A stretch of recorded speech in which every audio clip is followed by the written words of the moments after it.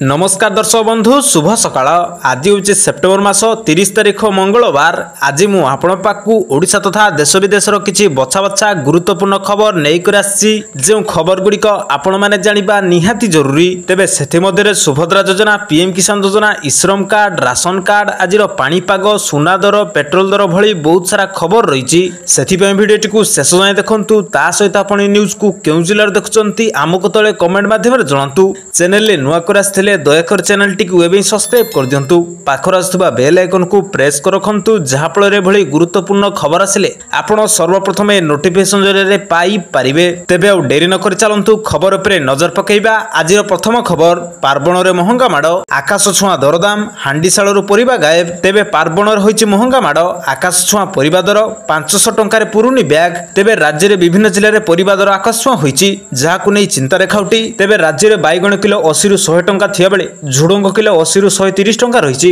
सेहि भली पोटल 80 को कलरा 80 होइछि। अत्यावश्यक सामग्री दर बढ़ुथिया बेले अचानक परिबा दर मध्ये वृद्धि पाइछि जहा खाउटिंग मुंडबिंधार कारण पलटिछि। चालंतु नजर पकेबा परवर्ती खबर उपरे। बढ़िछि सुना एवं रूपा दर। दुर्गा पूजा रे गहना किनिया पूर्व नजर पकांतु केउ शहर केते रहिछि दर। तेबे बढ़िछि सुना एवं रूपार दर। गहना किनिया पूर्व नजर पकांतु आज केते रहिछि आपनक शहर रे दाम। तेबे आज भारतीय बाजार रे 24 कैरेट सुनार मूल्य 1,16,400 टंका रहिछि। सेहिपरि 22 कैरेट सुनार दर 1,06,700 टंका छुईछि। राजधानी भुवनेश्वर मध्ये 24 कैरेट सुनार मूल्य 10 ग्राम पिछा 1,16,400 टंका रहिछि। 22 कैरेट सुनार मूल्य 1,06,700 टंका को पहुंचिछि। सेहिपरि मुंबई रे 24 कैरेट सुनार मूल्य 1,16,400 टंका को पहुंचिछि। 22 कैरेट सुनार मूल्य 1,06,550 टंका रहिछि। तो चालंतु नजर पकेबा परवर्ती खबर उपरे। केंद्र सरकार को पीएम ई ड्राइव योजना मिलिबो 2000 कोटी टंकार सब्सिडी। मोदी देले खुशी खबर। तेबे केंद्र सरकार पीएम ई ड्राइव योजना अधीन रे शहर एवं राजपथ गुड़िक इलेक्ट्रोनिक जान चार्जिंग भित्तिभूमि विकास ପାଇଁ 2000 कोटी टंकार सब्सिडी घोषणा करछंती। भारी शिल्प मंत्रालयर निर्देशावली अनुसार सरकारी ऑफिस, हॉस्पिटल, शिक्षानुष्ठान एवं केंद्रीय सरकारी उद्योग रे मागणा सर्वसाधारण व्यवहार ପାଇଁ चार्जिंग स्टेशन ପାଇଁ 100% सब्सिडी मिलिबो। तो चालंतु नजर पकेबा परवर्ती खबर उपरे। लघुचाप प्रभाव रे भीषण वर्षा, अक्टोबर 4 पर्यंत प्रबल वर्षा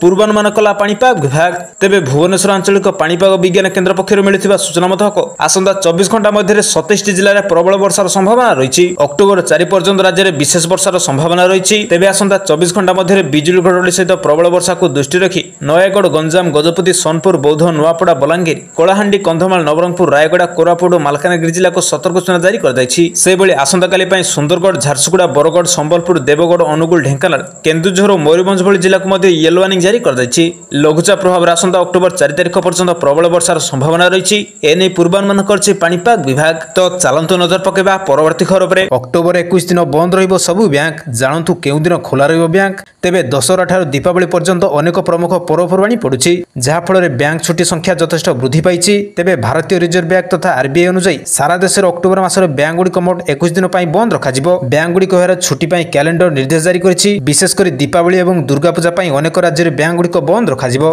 तेबे अक्टोबर 2 तारिख रे महात्मा गांधी पड़ुछि एक जातीय छुट्टी दिन जोगु सारा देश रे बैंक गुडी बंद रखा जिवो। एहा परे 3 एवं 4 तारिख रे दशहरा भली दुर्गा पूजा पई छुट्टी रहिबो बैंक। सेहिपरि सप्ताह रे रविवार मध्ये 4 दिन बैंक बंद रहिबो। द्वितीय एवं चतुर्थ शनिवार मध्ये बैंक बंद रहिबो। एगुडी मिसी मोट 7 दिन बैंक गुडी बंद रहिबो। 6 अक्टोबर रे ओडिशा एवं पश्चिम बंग रे लक्ष्मी पूजा पई छुट्टी रहिबो। एथि सहित 7 अक्टोबर रे महर्षि वाल्मीकि जयंती पई बैंक गुडी छुट्टी रहिबो। तो चालंतु नजर पकेबा परवर्ती खबर उपरे। दशहरा भेटी देले मोहन सरकार, महंगा वृद्धि कले मोहन सरकार। तेबे बड़ घोषणा कले राज्य सरकार। तेबे बड़ घोषणा कले मोहन चरण माझी। राज्य रे सरकारी क्षेत्र उपक्रमर कर्मचारी मानकु आर्थिक आश्वस्ति प्रदान करिबा लक्ष्य रे ओडिशा सरकार एक बड़ घोषणा करिसेंती। दीपावली पूर्व मुख्यमंत्री मोहन चरण माझी पीएसयू कर्मचारी मानक पई महंगा भत्ता रे 2% वृद्धि करिसेंती।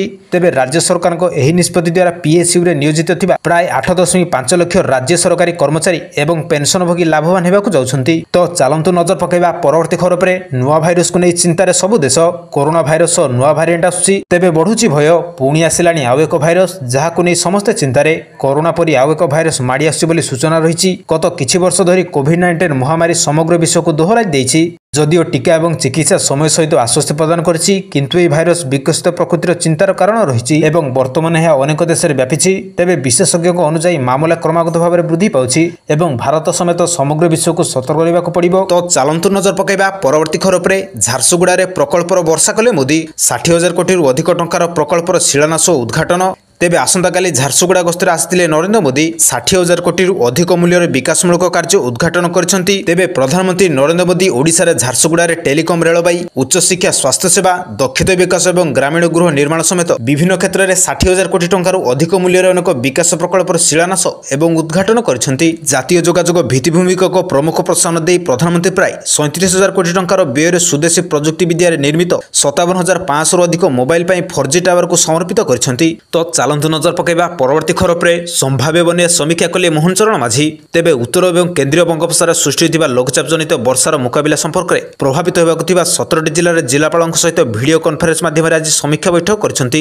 ସୂଚନାଯୋଗ୍ୟ ଯେ ଭାରତୀୟ ପାଣିପାଗର ତଥ୍ୟ ଅନୁଯାୟୀ ଲଘୁଚାପ ପ୍ରଭାବରେ 3ଟି ଜିଲ୍ଲା ଯଥା କୋରାପୁଟ, ମାଲକାନଗିରି ଏବଂ କଳାହାଣ୍ଡି ଜିଲ୍ଲାରେ ବିଶେଷ ପ୍ରଭାବିତ ହେବାର ସମ୍ଭାବନା ରହିଛି। ଏଥିସହିତ 14ଟି ଜିଲ୍ଲା ଯଥା ନବରଙ୍ଗପୁର, ନୂଆପଡ଼ା, ବଲାଙ୍ଗୀର, ରାୟଗଡ଼ା, ଗଜପତି, କନ୍ଧମାଳ, ଗଞ୍ଜାମ, ନୟାଗଡ଼, ପୁରୀ, ଖୋର୍ଦ୍ଧା, ଢେଙ୍କାନାଳ, କଟକ, ଜଗତସିଂହପୁର ଓ କେନ୍ଦ୍ରାପଡ଼ାକୁ ମଧ୍ୟ ସତର୍କ ସୂଚନା ଜାରି ହୋଇଛି। ବର୍ଷାକୁ ନଜର ରଖି ଏହାର ପୂର୍ବ ପ୍ରସ୍ତୁତି ସମ୍ପର୍କରେ ପ୍ରଭାବିତ ହେବାକୁ ଥିବା ଜିଲ୍ଲାର ଜିଲ୍ଲାପାଳମାନଙ୍କ ସହିତ ମୁଖ୍ୟମନ୍ତ୍ରୀ ଆଜି ଆଲୋଚନା କରିଛନ୍ତି।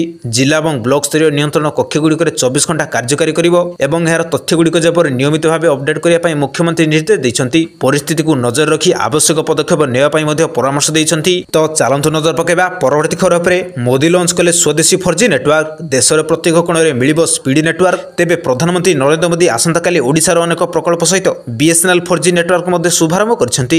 ଏବେ ଦେଶରେ ପ୍ରତ୍ୟେକ କୋଣରେ ଲୋକମାନେ 4G ନେଟୱାର୍କ ମାଧ୍ୟମରେ ଦ୍ରୁତ ଇଣ୍ଟରନେଟ୍ର ସୁବିଧା ପାଇବେ। BSNLର 4G ନେଟୱାର୍କ 9,800 ସାଇଟ୍ରେ ଆରମ୍ଭ ହୋଇଛି। ଏହି 4G ନେଟୱାର୍କର ସବୁଠାରୁ ବିଶେଷ କଥା ହେଉଛି ଏହାକୁ ସ୍ୱଦେଶୀ ପ୍ରଯୁକ୍ତି ବିଦ୍ୟାର ବ୍ୟବହାର କରି ବିକଶିତ କରାଯାଇଛି ଏବଂ ଏହାକୁ ଏଭଳି ଭାବରେ ଡିଜାଇନ୍ କରାଯାଇଛି ଯେ ଏହାକୁ ଭବିଷ୍ୟତରେ ସହଜରେ 5Gକୁ ଅପଡେଟ୍ କରାଯାଇପାରିବ। ପ୍ରଧାନମନ୍ତ୍ରୀ ନରେନ୍ଦ୍ର ମୋଦି ଭାରତରେ ସ୍ୱଦେଶୀ 4G ନେଟୱାର୍କକୁ ଉନ୍ମୋଚନ କରିଛନ୍ତି, ଯାହା ଆତ୍ମନିର୍ଭରଶୀଳତା ଦିଗରେ ଏକ ମାଇଲ ଖୁଣ୍ଟ ଏବଂ ଭାରତର ପ୍ରତ୍ୟେକ କୋଣରେ ବିଶ୍ୱସ୍ତରୀୟ ଟେଲିକମ୍ ସେବା ପହଞ୍ଚାଇବ। ତ ଚାଲନ୍ତୁ ନଜର ପକାଇବା ପରବର୍ତ୍ତୀ ଖବର ଉପରେ। ଅନଲାଇନ୍ ଠକେଇ ଉପରେ ଲାଗିବ ରୋକ। RBI ନେବାକୁ ଯାଉଛି ବଡ଼ ପଦକ୍ଷେପ। ତେବେ ଡିଜିଟାଲ ପେମେଣ୍ଟକୁ ଅଧିକ ସୁରକ୍ଷିତ କରିବା ପାଇଁ ଭାରତୀୟ ରିଜର୍ଭ ବ୍ୟାଙ୍କ କିଛି ଗୁରୁତ୍ୱପୂର୍ଣ୍ଣ ପରିବର୍ତ୍ତନ କରିଛି। ଏଗୁଡ଼ିକ 1 ଏପ୍ରିଲ 2026ରୁ କାର୍ଯ୍ୟକାରୀ ହେବ। ତେବେ RBI ଡିଜିଟାଲ ପେମେଣ୍ଟର 2ଟି ଫ୍ୟାକ୍ଟର ଅଥେଣ୍ଟିକେସନ କାର୍ଯ୍ୟକାରୀ କରୁଛି। SMS, OTP ବ୍ୟତୀତ ପାସୱାର୍ଡ, ଫିଙ୍ଗରପ୍ରିଣ୍ଟ ଏବଂ ବାୟୋମେଟ୍ରିକ୍ସ ଭଳି ଅନେକ ନୂତନ ପଦ୍ଧତି ବ୍ୟବହାର କରି କାରବାର କରାଯିବ। ଅକ୍ଟୋବର 21 ଦିନ ବନ୍ଦ ରହିବ ସବୁ ବ୍ୟାଙ୍କ। ଜାଣନ୍ତୁ କେଉଁ ଦିନ ଖୋଲା ରହିବ ବ୍ୟାଙ୍କ। ତେବେ ଦଶହରା ଠାରୁ ଦୀପାବଳି ପର୍ଯ୍ୟନ୍ତ ଅନେକ ପ୍ରମୁଖ ପର୍ବପର୍ବାଣୀ ପଡୁଛି, ଯାହାଫଳରେ ବ୍ୟାଙ୍କ ଛୁଟି ସଂଖ୍ୟା ଯଥେଷ୍ଟ ବୃଦ୍ଧି ପାଇଛି। ତେବେ ଭାରତୀୟ ରିଜର୍ଭ ବ୍ୟାଙ୍କ ତଥା RBI ଅନୁଯାୟୀ ସାରା ଦେଶରେ ଅକ୍ଟୋବର ମାସରେ ବ୍ୟାଙ୍କଗୁଡ଼ିକ ମୋଟ 21 ଦିନ ପାଇଁ ବନ୍ଦ ରଖାଯିବ। ବ୍ୟାଙ୍କଗୁଡ଼ିକ ଏହାର ଛୁଟି ପାଇଁ କ୍ୟାଲେଣ୍ଡର ନିର୍ଦ୍ଦେଶ ଜାରି କରିଛି। ବିଶେଷ କରି ଦୀପାବଳି ଏବଂ ଦୁର୍ଗାପୂଜା ପାଇଁ ଅନେକ ରାଜ୍ୟରେ ବ୍ୟାଙ୍କଗୁଡ଼ିକ ବନ୍ଦ ରଖାଯିବ। ତେବେ ଅକ୍ଟୋବର 2 ତାରିଖରେ ମହାତ୍ମା ଗାନ୍ଧୀ ପଡୁଛି। ଏକ ଜାତୀୟ ଛୁଟି ଦିନ ଯୋଗୁଁ ସାରା ଦେଶର ବ୍ୟାଙ୍କଗୁଡ଼ିକ ବନ୍ଦ ରଖାଯିବ। ଏହାପରେ 3 ଏବଂ 4 ତାରିଖରେ ଦଶହରା ଭଳି ଦୁର୍ଗାପୂଜା ପାଇଁ ଛୁଟି ରହିବ ବ୍ୟାଙ୍କ। ସେହିପରି ସପ୍ତାହରେ ରବିବାର ମଧ୍ୟ 4 ଦିନ ବ୍ୟାଙ୍କ ବନ୍ଦ ରହିବ। ଦ୍ୱିତୀୟ ଏବଂ ଚତୁର୍ଥ ଶନିବାର ମଧ୍ୟ ବ୍ୟାଙ୍କ ବନ୍ଦ ରହିବ। ଏଗୁଡ଼ିକ ମିଶି ମୋଟ 7ଟି ଦିନ ବ୍ୟାଙ୍କଗୁଡ଼ିକ ବନ୍ଦ ରହିବ। 6 ଅକ୍ଟୋବରରେ ଓଡ଼ିଶା ଏବଂ ପଶ୍ଚିମବଙ୍ଗରେ ଲକ୍ଷ୍ମୀ ପୂଜା ପାଇଁ ଛୁଟି ରହିବ। ଏଥିସହିତ 7 ଅକ୍ଟୋବରରେ ମହର୍ଷି ବାଲ୍ମୀକି ଜୟନ୍ତୀ ପାଇଁ ବ୍ୟାଙ୍କଗୁଡ଼ିକ ଛୁଟି ରହିବ। ତ ଚାଲନ୍ତୁ ନଜର ପକାଇବା ପରବର୍ତ୍ତୀ ଖବର ଉପରେ। ଦଶହରା ଭେଟି ଦେଲେ ମୋହନ ସରକାର, ମହଙ୍ଗା ବୃଦ୍ଧି କଲେ ମୋହନ ସରକାର। ତେବେ ବଡ଼ ଘୋଷଣା କଲେ ରାଜ୍ୟ ସରକାର। ତେବେ ବଡ଼ ଘୋଷଣା କଲେ ମୋହନ ଚରଣ ମାଝୀ। ରାଜ୍ୟରେ ସରକାରୀ କ୍ଷେତ୍ର ଉପକ୍ରମର କର୍ମଚାରୀମାନଙ୍କୁ ଆର୍ଥିକ ଆଶ୍ୱସ୍ତି ପ୍ରଦାନ କରିବା ଲକ୍ଷ୍ୟରେ ଓଡ଼ିଶା ସରକାର ଏକ ବଡ଼ ଘୋଷଣା କରିଛନ୍ତି। ଦୀପାବଳି ପୂର୍ବରୁ ମୁଖ୍ୟମନ୍ତ୍ରୀ ମୋହନ ଚରଣ ମାଝୀ PSU କର୍ମଚାରୀମାନଙ୍କ ପାଇଁ ମହଙ୍ଗା ଭତ୍ତାରେ 2% ବୃଦ୍ଧି କରିଛନ୍ତି। ତେବେ ରାଜ୍ୟ ସରକାରଙ୍କ ଏହି ନିଷ୍ପତ୍ତି ଦ୍ୱାରା PSUରେ ନିୟୋଜିତ ଥିବା ପ୍ରାୟ 8.5 ଲକ୍ଷ ରାଜ୍ୟ ସରକାରୀ କର୍ମଚାରୀ ଏବଂ ପେନସନଭୋଗୀ ଲାଭବାନ ହେବାକୁ ଯାଉଛନ୍ତି। ତ ଚାଲନ୍ତୁ ନଜର ପକାଇବା ପରବର୍ତ୍ତୀ ଖବର ଉପରେ। ନୂଆ ଭାଇରସକୁ ନେଇ ଚିନ୍ତାରେ ସବୁ ଦେଶ। କରୋନା ଭାଇରସ ନୂଆ ଭାରିଏଣ୍ଟ ଆସୁଛି, ତେବେ ବଢୁଛି ଭୟ। ପୁଣି ଆସିଲାଣି ଆଉ ଏକ ଭାଇରସ, ଯାହାକୁ ନେଇ ସମସ୍ତେ ଚିନ୍ତାରେ। କରୋନା ପରି ଆଉ ଏକ ଭାଇରସ ମାଡ଼ି ଆସୁଛି ବୋଲି ସୂଚନା ରହିଛି। ଗତ କିଛି ବର୍ଷ ଧରି କୋଭିଡ୍-19 ମହାମାରୀ ସମଗ୍ର ବିଶ୍ୱକୁ ଦୋହରାଇ ଦେଇଛି। ଯଦିଓ ଟିକା ଏବଂ ଚିକିତ୍ସା ସମୟ ସହିତ ଆଶ୍ୱସ୍ତି ପ୍ରଦାନ କରିଛି, କିନ୍ତୁ ଏହି ଭାଇରସ ବିକଶିତ ପ୍ରକୃତିର ଚିନ୍ତାର କାରଣ ରହିଛି ଏବଂ ବର୍ତ୍ତମାନ ଏହା ଅନେକ ଦେଶରେ ବ୍ୟାପିଛି। ତେବେ ବିଶେଷଜ୍ଞଙ୍କ ଅନୁଯାୟୀ ମାମଲା କ୍ରମାଗତ ଭାବରେ ବୃଦ୍ଧି ପାଉଛି ଏବଂ ଭାରତ ସମେତ ସମଗ୍ର ବିଶ୍ୱକୁ ସତର୍କ ରହିବାକୁ ପଡ଼ିବ। ଅକ୍ଟୋବର 21 ଦିନ ବନ୍ଦ ରହିବ ସବୁ ବ୍ୟାଙ୍କ। ଜାଣନ୍ତୁ କେଉଁ ଦିନ ଖୋଲା ରହିବ ବ୍ୟାଙ୍କ। ତେବେ ଦଶହରା ଠାରୁ ଦୀପାବଳି ପର୍ଯ୍ୟନ୍ତ ଅନେକ ପ୍ରମୁଖ ପର୍ବପର୍ବାଣୀ ପଡୁଛି, ଯାହାଫଳରେ ବ୍ୟାଙ୍କ ଛୁଟି ସଂଖ୍ୟା ଯଥେଷ୍ଟ ବୃଦ୍ଧି ପାଇଛି। ତେବେ ଭାରତୀୟ ରିଜର୍ଭ ବ୍ୟାଙ୍କ ତଥା RBI ଅନୁଯାୟୀ ସାରା ଦେଶରେ ଅକ୍ଟୋବର ମାସରେ ବ୍ୟାଙ୍କଗୁଡ଼ିକ ମୋଟ 21 ଦିନ ପାଇଁ ବନ୍ଦ ରଖାଯିବ। ବ୍ୟାଙ୍କଗୁଡ଼ିକ ଏହାର ଛୁଟି ପାଇଁ କ୍ୟାଲେଣ୍ଡର ନିର୍ଦ୍ଦେଶ ଜାରି କରିଛି। ବିଶେଷ କରି ଦୀପାବଳି ଏବଂ ଦୁର୍ଗାପୂଜା ପାଇଁ ଅନେକ ରାଜ୍ୟରେ ବ୍ୟାଙ୍କଗୁଡ଼ିକ ବନ୍ଦ ରଖାଯିବ। ତେବେ ଅକ୍ଟୋବର 2 ତାରିଖରେ ମହାତ୍ମା ଗାନ୍ଧୀ ପଡୁଛି। ଏକ ଜାତୀୟ ଛୁଟି ଦିନ ଯୋଗୁଁ ସାରା ଦେଶର ବ୍ୟାଙ୍କଗୁଡ଼ିକ ବନ୍ଦ ରଖାଯିବ। ଏହାପରେ 3 ଏବଂ 4 ତାରିଖରେ ଦଶହରା ଭଳି ଦୁର୍ଗାପୂଜା ପାଇଁ ଛୁଟି ରହିବ ବ୍ୟାଙ୍କ। ସେହିପରି ସପ୍ତାହରେ ରବିବାର ମଧ୍ୟ 4 ଦିନ ବ୍ୟାଙ୍କ ବନ୍ଦ ରହିବ। ଦ୍ୱିତୀୟ ଏବଂ ଚତୁର୍ଥ ଶନିବାର ମଧ୍ୟ ବ୍ୟାଙ୍କ ବନ୍ଦ ରହିବ। ଏଗୁଡ଼ିକ ମିଶି ମୋଟ 7ଟି ଦିନ ବ୍ୟାଙ୍କଗୁଡ଼ିକ ବନ୍ଦ ରହିବ। 6 ଅକ୍ଟୋବରରେ ଓଡ଼ିଶା ଏବଂ ପଶ୍ଚିମବଙ୍ଗରେ ଲକ୍ଷ୍ମୀ ପୂଜା ପାଇଁ ଛୁଟି ରହିବ। ଏଥିସହିତ 7 ଅକ୍ଟୋବରରେ ମହର୍ଷି ବାଲ୍ମୀକି ଜୟନ୍ତୀ ପାଇଁ ବ୍ୟାଙ୍କଗୁଡ଼ିକ ଛୁଟି ରହିବ। ତ ଚାଲନ୍ତୁ ନଜର ପକାଇବା ପରବର୍ତ୍ତୀ ଖବର ଉପରେ। ଦଶହରା ଭେଟିଦେଲେ ମୋହନ ସରକାର, ମହଙ୍ଗା ବୃଦ୍ଧି କଲେ ମୋହନ ସରକାର, ତେବେ ବଡ଼ ଘୋଷଣା କଲେ ରାଜ୍ୟ ସରକାର, ତେବେ ବଡ଼ ଘୋଷଣା କଲେ ମୋହନ ଚରଣ ମାଝୀ। ରାଜ୍ୟରେ ସରକାରୀ କ୍ଷେତ୍ର ଉପକ୍ରମର କର୍ମଚାରୀମାନଙ୍କୁ ଆର୍ଥିକ ଆଶ୍ୱସ୍ତି ପ୍ରଦାନ କରିବା ଲକ୍ଷ୍ୟରେ ଓଡ଼ିଶା ସରକାର ଏକ ବଡ଼ ଘୋଷଣା କରିଛନ୍ତି। ଦୀପାବଳି ପୂର୍ବରୁ ମୁଖ୍ୟମନ୍ତ୍ରୀ ମୋହନ ଚରଣ ମାଝୀ ପିଏସ୍ୟୁ କର୍ମଚାରୀମାନଙ୍କ ପାଇଁ ମହଙ୍ଗା ଭତ୍ତାରେ 2% ବୃଦ୍ଧି କରିଛନ୍ତି। ତେବେ ରାଜ୍ୟ ସରକାରଙ୍କ ଏହି ନିଷ୍ପତ୍ତି ଦ୍ୱାରା ପିଏସ୍ୟୁରେ ନିୟୋଜିତ ଥିବା ପ୍ରାୟ 8.5 ଲକ୍ଷ ରାଜ୍ୟ ସରକାରୀ କର୍ମଚାରୀ ଏବଂ ପେନ୍ସନଭୋଗୀ ଲାଭବାନ ହେବାକୁ ଯାଉଛନ୍ତି। ତ ଚାଲନ୍ତୁ ନଜର ପକାଇବା ପରବର୍ତ୍ତୀ ଖବର ଉପରେ। ନୂଆ ଭାଇରସକୁ ନେଇ ଚିନ୍ତାରେ ସବୁ ଦେଶ, କରୋନା ଭାଇରସ ନୂଆ ଭାରିଏଣ୍ଟ ଆସୁଛି, ତେବେ ବଢୁଛି ଭୟ, ପୁଣି ଆସିଲାଣି ଆଉ ଏକ ଭାଇରସ ଯାହାକୁ ନେଇ ସମସ୍ତେ ଚିନ୍ତାରେ। କରୋନା ପରି ଆଉ ଏକ ଭାଇରସ ମାଡ଼ି ଆସୁଛି ବୋଲି ସୂଚନା ରହିଛି। ଗତ କିଛି ବର୍ଷ ଧରି କୋଭିଡ୍-19 ମହାମାରୀ ସମଗ୍ର ବିଶ୍ୱକୁ ଦୋହରାଇ ଦେଇଛି। ଯଦିଓ ଟିକା ଏବଂ ଚିକିତ୍ସା ସମୟ ସହିତ ଆଶ୍ୱସ୍ତି ପ୍ରଦାନ କରିଛି, କିନ୍ତୁ ଏହି ଭାଇରସ ବିକଶିତ ପ୍ରକୃତିର ଚିନ୍ତାର କାରଣ ରହିଛି ଏବଂ ବର୍ତ୍ତମାନ ଏହା ଅନେକ ଦେଶରେ ବ୍ୟାପିଛି। ତେବେ ବିଶେଷଜ୍ଞଙ୍କ ଅନୁଯାୟୀ ମାମଲା କ୍ରମାଗତ ଭାବରେ ବୃଦ୍ଧି ପାଉଛି ଏବଂ ଭାରତ ସମେତ ସମଗ୍ର ବିଶ୍ୱକୁ ସତର୍କ ରହିବାକୁ ପଡ଼ିବ। ଅକ୍ଟୋବର 21 ଦିନ ବନ୍ଦ ରହିବ ସବୁ ବ୍ୟାଙ୍କ। ଜାଣନ୍ତୁ କେଉଁ ଦିନ ଖୋଲା ରହିବ ବ୍ୟାଙ୍କ। ତେବେ ଦଶହରା ଠାରୁ ଦୀପାବଳି ପର୍ଯ୍ୟନ୍ତ ଅନେକ ପ୍ରମୁଖ ପର୍ବପର୍ବାଣୀ ପଡୁଛି, ଯାହାଫଳରେ ବ୍ୟାଙ୍କ ଛୁଟି ସଂଖ୍ୟା ଯଥେଷ୍ଟ ବୃଦ୍ଧି ପାଇଛି। ତେବେ ଭାରତୀୟ ରିଜର୍ଭ ବ୍ୟାଙ୍କ ତଥା ଆରବିଆଇ ଅନୁଯାୟୀ ସାରା ଦେଶରେ ଅକ୍ଟୋବର ମାସରେ ବ୍ୟାଙ୍କଗୁଡ଼ିକ ମୋଟ 21 ଦିନ ପାଇଁ ବନ୍ଦ ରଖାଯିବ। ବ୍ୟାଙ୍କଗୁଡ଼ିକ ଏହାର ଛୁଟି ପାଇଁ କ୍ୟାଲେଣ୍ଡର ନିର୍ଦ୍ଦେଶ ଜାରି କରିଛି। ବିଶେଷ କରି ଦୀପାବଳି ଏବଂ ଦୁର୍ଗାପୂଜା ପାଇଁ ଅନେକ ରାଜ୍ୟରେ ବ୍ୟାଙ୍କଗୁଡ଼ିକ ବନ୍ଦ ରଖାଯିବ।